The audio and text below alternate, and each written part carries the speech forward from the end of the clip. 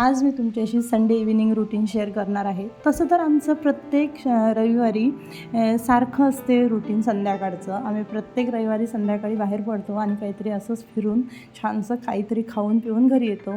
तर आज गेलो होतो आम्ही छानसा असा जंगल सफारीचा फेरफटका मारायला पहाडाकडे।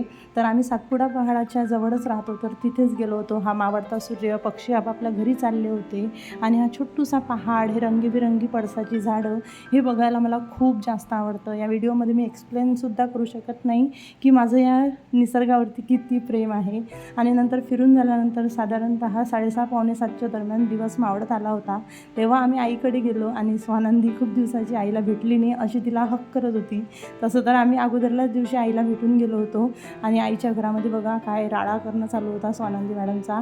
नंतर आईच्या घरून निघालो आणि पाणीपुरीच्या ठेल्यावरती गेलो।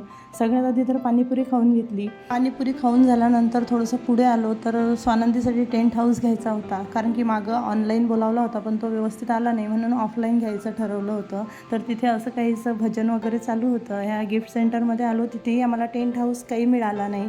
नंतर आणखी थोडंसं पुढे आलो, उन्हाळा लागलेला आहे, ऊन तापत आहे, थंड थंड पाणी प्यावंसं वाटतं म्हणून एक छानसा असा हा डिझायनर माठ घेतलेला आहे, जो की खूप छान आहे आणि पाणीसुद्धा थंड करतो। नंतर आलो दुधाच्या डेअरीवरती, तर तिथे स्वानंदीला बघा या डॉगीला खूप सारे बिस्किट चारायचे होते आणि तो सुद्धा तिच्या मागे मागे पडत होता। नंतर घरी आलो, घरी आल्यानंतर खालच्या काकूंकडे ज्या ताई आहेत स्वानंदीच्या आत्तू, त्या ड्रॉइंग काढत होत्या, कारण आज होता महिला दिवस आणि महिला दिवसाच्या तुम्हाला सर्वांना हार्दिक शुभेच्छा। तर अशी काहीशी सुंदर अशी ड्रॉइंग काढली होती त्यांनी। सो कसा वाटला ब्लॉग कमेंट करा, लाईक शेअर अँड सबस्क्राईब करा।